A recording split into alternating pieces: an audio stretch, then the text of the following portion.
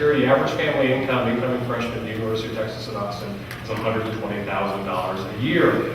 Motivated, academically talented, they're from the top 10% of their class with an average GPA of 3.6, average SAT with that point was 1,300. If you can't be successful with these students, something is wrong with you, right? Then there's the average community college. Many of the modal student for many of our women are returning women and single mothers. We have high diversity in our general population, economic insecurity. Many are desperate and academically weak. And here's the big challenge for us. We take the top 99% of the class, right? And you've done this, you've taught in community colleges. In the front row is Jane Honor student who wanted to stay close to home. And they bought every book for the class, including some extras, right? They have some extra pads and pens. You walk in the room, walks across the room, right? They're right on. And then in the back of the room, you know these students, right? But then in the back of the room is somebody with their backpack over their shoulder and a foot towards the door, deciding whether or not they're going to stay there. And your job is to try to figure out some kind of middle ground between all that to provide the instruction to be able to pull all those folks together. It's a very different challenge for us. And part of our idea is figuring out who those students are. And what these faculty members said is you've got to take the time to learn about who those students are. And the big thing is to make the connection. If you haven't read the book, In the Middle of Everywhere by Mary Piper, absolutely powerful book. It's about the immigrant experience in the United States. She looks at people who come from sub-Saharan Africa and other places who are relocated into the United States. You know what one of the #1 relocation centers in the U.S. is? It's Lincoln, Nebraska. And so they take these kids from sub-Saharan Africa who've never seen running water, and they've never seen the kind of things you see just in a general suburban area. They plop them in the middle of Lincoln, Nebraska. I would argue somebody from New York would have a hard time going to Lincoln, Nebraska, and because of the cultural challenge. But you imagine the difference for them in terms of the immigrant experience. The book is amazing. It makes you laugh, it makes you cry, it really makes you kind of emotionally tied to these folks. But one of the faculty members in our group said, remember, these are immigrants to the academic community for the most part, a lot of our first generation students. And think about it. I come from a family where I was the first one in my family to go through higher ed and go on to get a bachelor's degree in higher. I had no understanding whatsoever of what was going to happen when I walked into higher education. Thank the Lord for a community college. I started at Mesa Community College in Arizona. I can name the faculty members who changed my lives. I know exactly what it meant to me and why I was there. I walked onto that campus. I literally did not know what AA stood for. I didn't know what AS was. I didn't know what BA was. I kind of knew what BS was. But I was figuring it out as I went along. And I was really kind of trying to hope that nobody else figured that out. And I didn't know what was happening. I was clearly an immigrant trying to figure out how to go on. And think about, juxtapose that with my kids. Every single one of my kids within 2 days of birth had a University of Texas at Austin onesie on in the crib, right? The expectations are different, right? And they're probably going to be trained differently. They will be natives when they walk into the university experience. And for us, it's understanding as instructors that you're helping people through the immigrant experience. Now, you're going to have some native students who are really, really good, but you're also going to have a lot of immigrants. And understanding that makes you think differently about how you make connections with them. A couple of your topics. I give compliments freely. I compliment them in class whenever possible. I write good, positive comments on their papers when I return it to them, because I think a lot of our students have either low self-esteem or poor self-image. So I do anything and everything I can to reach the student, to make sure the student knows that I care about them, that I'm concerned, and that I want them all to succeed. Students can be reached if you speak with them as equals, correct their errors with gentle understanding, and use a variety of teaching techniques, such as hands-on experiences, modeling, games, trips to watch professionals in the field at work, and traditional lectures. Listening is also important. They not only listen to you, but you must listen to them. I stay here because of the smaller classes, the opportunity to serve the entire community, the camaraderie among the faculty, and an administration that listens and acts on my ideas. They were a funny group, actually. The faculty were wonderful. I think that the most effective way to reach your students is by listening to them. And in my 26 years of teaching, I've done a lot of listening. And they told me the ways that they tend to learn most effectively. And I've tried to modify my teaching style to their learning style. I think that So from the student connections, we also need to talk about the content strategies. They were pretty clear about ways of connecting students to content. We talked about the importance of you staying current and connected with your work, be active in your discipline, but they were pretty brutal about the fact that it was important for faculty members to learn about learning, to actually spend some time reading a book about teaching and learning theory, to actually understand brain science and neuroscience, so that we know more about how people learn than ever before, and to challenge yourself to learn about the learning process, not just about your discipline. They talked about the importance of things like organization and clarity and communication. A lot of heavy focus on relevance, application, and utility, of actually making your subject come to life and make it useful for the students, things you know well. A lot of teaching using multiple methods, about the fact you have multiple kinds of students, learning styles in your classrooms. You want to use a variety of methods to touch them in lots of different ways. About engaging learners in the process, again, things you know well. And then the thing I like a lot is this idea of a tough-minded learning centeredness. Assess and really ask hard questions about what works well and the kinds of things you might be able to do in that context. I want to do a quick exercise that I want to include me into on this, so I need you to stand up for a second. This has to do with the assessment strategies. Okay, I'm going to describe the exercise, and I don't want you to do anything until I describe the entire exercise, and then we're going to come back and talk about it after we do it. First thing you're going to do is you're going to turn to somebody to your right or left. You're going to give them the biggest hug you've ever given anybody in your entire life. Not yet. Wait till I describe it. Wait till I finish it all. Wait. After we do the hug, you're going to turn first on the other side, and you're going to give them what's called the New Zealand tribal greeting. And what this is you reach and grab their cheeks. I'm talking about their face, by the way. You then press your forehead against their forehead, and together you share the breath of life. You guys okay? Okay, I'm kidding. Sit down. Breathe. You're okay.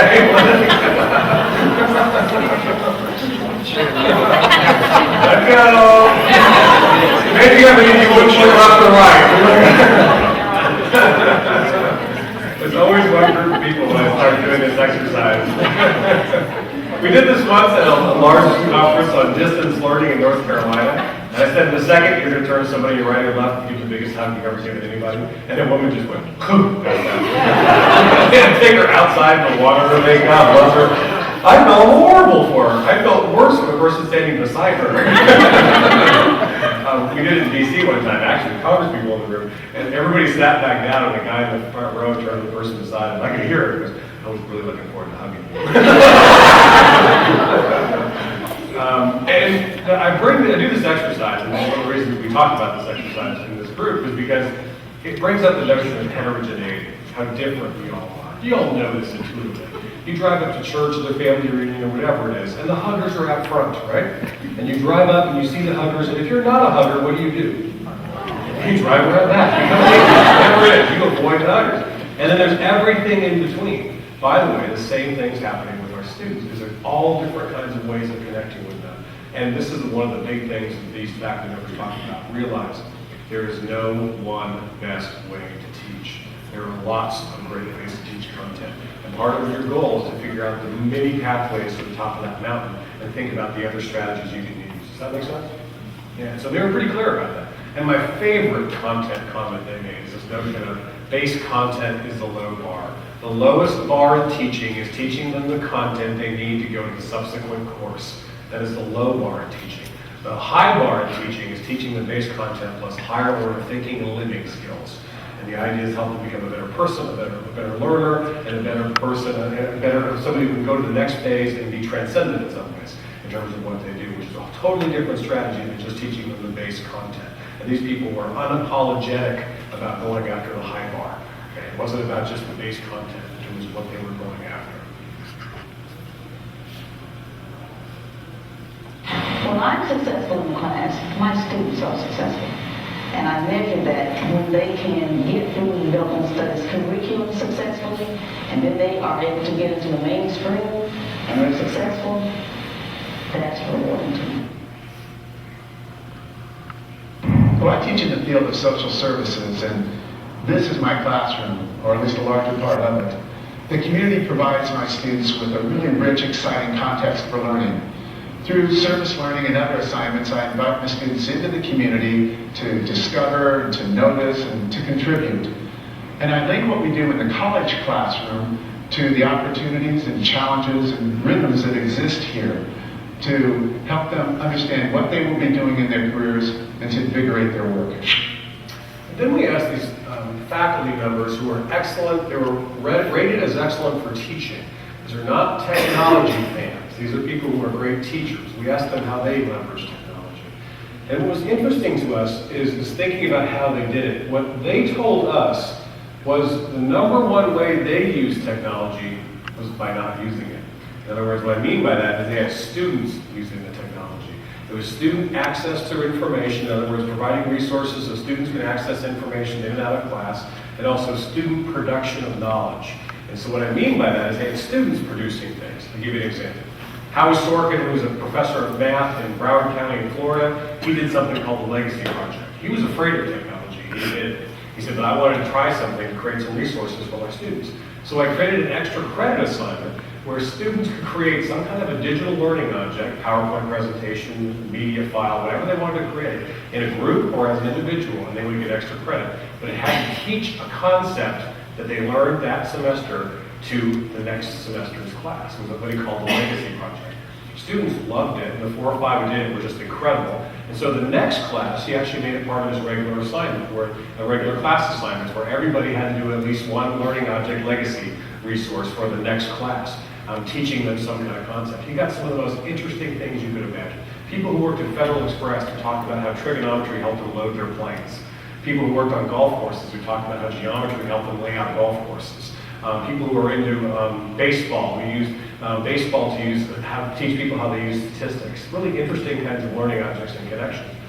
After 6 years of doing this, he had a student-produced digital resource for every concept he taught in math that he said was better than anything in the textbooks. He said the best thing about it is people at his college thought he was a techno-whiz, right? And he hadn't done any of it. His students had done it. And by the way, students had created this kind of social network. They had all connected with each other year after year. He said the great thing about it is he had 6 years worth of classes still connecting with him every single term and talking about the resources and what was going on. He said the bad news was he had 6 years worth of classes still connecting with him. It was kind of overwhelming. He said the funny thing was after 4 or 5 years, students started coming back and fixing their learning object. They actually upgraded it, did new things to it to try to make sure it'd be useful for the next part of the class. I think it's fascinating. Think about the way you got students using the technology and pulling it in. Now, they use technology for things like communicating with their classes, doing presentations and research, and things like learning management systems and all the rest. They were real clear about the fact that this is a basic skill. Our students need to learn about technology. They probably need to learn with technology, but very important that they learn beyond technology, the critical thinking, the problem solving, and decision making. They were real clear about that. They were very tough-minded about the fact you got to be real about the issues with technology and talk about the fact that sometimes it doesn't work. You better have your backup plans in place, and you have to kind of understand the pros and cons of the things that would happen with it. Their biggest thing was always remember it's utility, not the novelty. You get no cool points for using technology, none. You use it because it's effective. It actually does something powerful in the learning process. It's useful for the learners. That's when you use it. There are some things that you shouldn't use technology for, and there are times that it actually gets in the way. Their big bottom line was the human touch. That's mindfulness over multitasking. It's not about having the bells and whistles. It's about making a substantive difference for the students. They were positive about technology, but they were realistic about it. About the fact that they could do some great things, but you've got to be kind of tough-minded with it. A couple of ideas from them. One of the things that I particularly like about teaching at a community college is the opportunity to have my students try new ways of learning. My students often learn through things like collaboration, email interaction, internet websites, and other various processes. I particularly like the opportunity to try out new technology strategies in the process of learning. I don't know why that's funny, but I've developed my own method of online delivery, although can be a little difficult. Well, can do, just getting in by the 15th. Out-of-state student. These international connections can be a pain.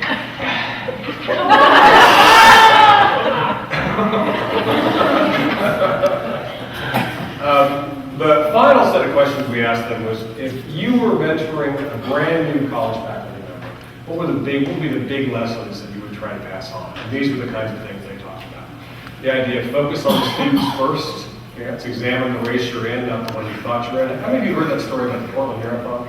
About that woman who got back into, she actually lost about 70 pounds getting back into running. She decided to enter her first race. She went to enter the Portland 10K. She went down, signed up ahead of time, went down and started the race, and about 6.5 miles in realized it was a marathon. Okay, it wasn't a 10K. Okay, and she was so happy about getting the 10K done that she kept running. And her husband was already panicked by mile 3 because he realized it was a marathon. And they thought for sure she would stop, but she kept running. So now he called the kids and he called the relatives, and she's like, what, Mom's still running? Mom's still running. She's at mile 12, mile 13, mile 15. Now they've alerted the media. The media's in on the story. She's at mile 19, she's at mile 20. Now it's a big story. And she ends up finishing the marathon. She had never run more than 8 miles her entire life, and she finished the entire marathon. And she was absolutely destroyed at the finish line. But they still interviewed her, of course. And they're trying to talk with her, and they asked her this, why did you keep running? And she had this great quote. She said, well, it wasn't the race I started, but it was the race I was in. And that, for a lot of us, when we got into the business of education, this wasn't, all these tools and technologies and issues weren't here, but boy, that's the race we're in now. That's a different kind of story. Be willing to run that race. The idea of high standards put forth the effort to succeed. They were real clear about trying to find mentor and peer support. Try to find mentors who push you and take you to the next level, but also get that network of peers that all help each other see things differently. They're willing to be tough-minded with each other about what's working and what's not. They talked a lot about supporting the profession and being positive.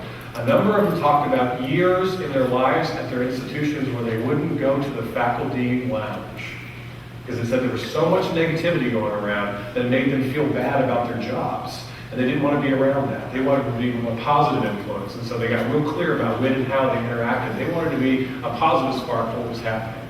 This metaphor of the toolbox came up in every single focus group. These folks talked about the fact that you've got to have a toolbox of tools, power tools, manual tools, that work in your teaching and learning enterprise, but always be open to filling it with new things. That's the idea of, we talked about the case method this morning, copy and steal everything, find out who else is doing it and pull it together, but keep filling your toolbox. I love this notion of honing your educational philosophy. It came up again and again in our focus groups. What they said was they began teaching with a borrowed teaching philosophy. They borrowed it from how they were taught. And then over time, they began to hone their own beliefs about what really worked in teaching and learning. A number of them talked about the fact they challenged themselves every year to keep honing their own philosophy. Why do they think this works in teaching and learning? Be willing to throw some things out and try some new things in different ways. And then one of the biggest things would be open, honest, and authentic with yourself and with your students. And if you want to make a connection with students, that's the only way to do it. The truth is, it's that Emersonian notion. How many of you have read Parker Palmer? I don't agree with everything he talks about, but boy, it's a powerful read. And the book, A Courage to Teach, is one of those books it's important to read. But he talks about that Emersonian notion that who you are yells so loudly that they can't hear the other things you're telling them. Okay? And so the idea is you better kind of live out loud and be authentic with those students and be able to develop a relationship with them if you want to make a difference and kind of go in a different direction. The idea of let learning lead the way, assess well, be tough-minded about whether or not what you're doing is actually improving learning. Don't just hang on to something because you've always done it. Actually ask yourself a tough question about whether or not it improves learning. Embrace teaching habits of mind and habits of life. Really strive for balance in your own lives. They talk a lot about that, like Stephen Covey notion of sharpen your saw. That once in a while you have to step back and kind of heal yourself for a while and then kind of come back into the mix. And one of them will use a line, I remember to this day. She said, it's an insult to give a thirsty person an empty cup. So every once in a while you got to go fill your cup up before you start trying to give to somebody else. And then one of my favorite lines was this line of being a treasure seeker. She said, this is tough work, really tough work. And one of them talked about the fact that she had a treasure box. I said, what do you mean by that? She said she keeps key student evaluations where comments were made, or notes that students have given her. Or sometimes when things happen, she writes a note to herself to remind her of those things that have happened. And she keeps them in a treasure box. What do you mean? She goes, there are times in your career as a teacher when you want to jump off a bridge, or you're so mad you wonder, why in the world am I doing this to myself? She goes, those are the times you have to pour a really big glass of wine and sit down and open your treasure box and go through the comments, go through the stories, and really reconnect with those things that are important to you and why you do this kind of work. And she talked about how that was got her through a whole lot of challenging times in her own career as a teacher. And I also have a wonderful group of colleagues whom I can learn from. A lot of them are Renaissance people. So I like teaching in a community college because I can learn a lot and I can feed my curiosity. And One particular instance, I remember a student came to me, and this just happened recently, and she was a very quiet, shy student, and she said that her first day at the hospital, she was so afraid to take care of a patient because she'd never done it before, and he had just had a stroke, and she was just intimidated, and she said, and Ms. Brennan, I remember you said, look in his eyes, and I looked in his eyes, and I knew that he was as scared as I was, and that together we would be okay. And she said, I not only did okay, I did really great, and I believed in myself. And she just came by my office to give me a hug and say thank you. Why wouldn't I teach with things like that happening? At the close of our last focus group, there was a gentleman named Jared Rudy, who was a faculty member at Hayward Community College. He came up to us. At that point, he was around 77 years old, and he was just incredibly intense. And I remember he grabbed my arm with two hands, and he said this. He said, get this right.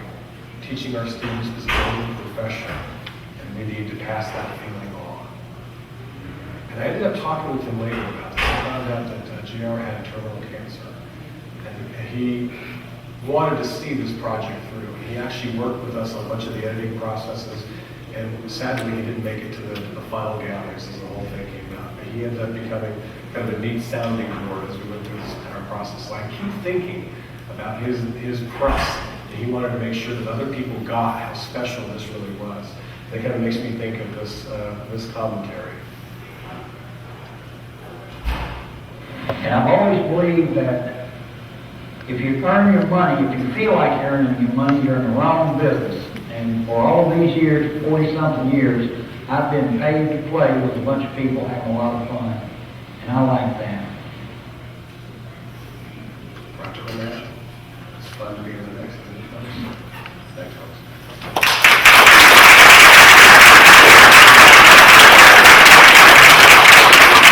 Mark, it has been an incredible day.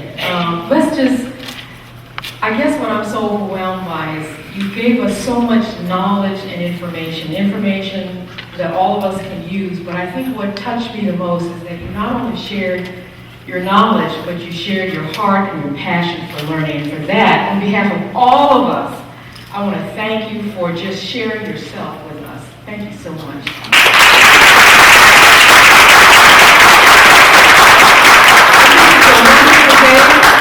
For us to cap 2 days we spent talking about the future and where we were and where we wanted to go, and I appreciate everybody being here.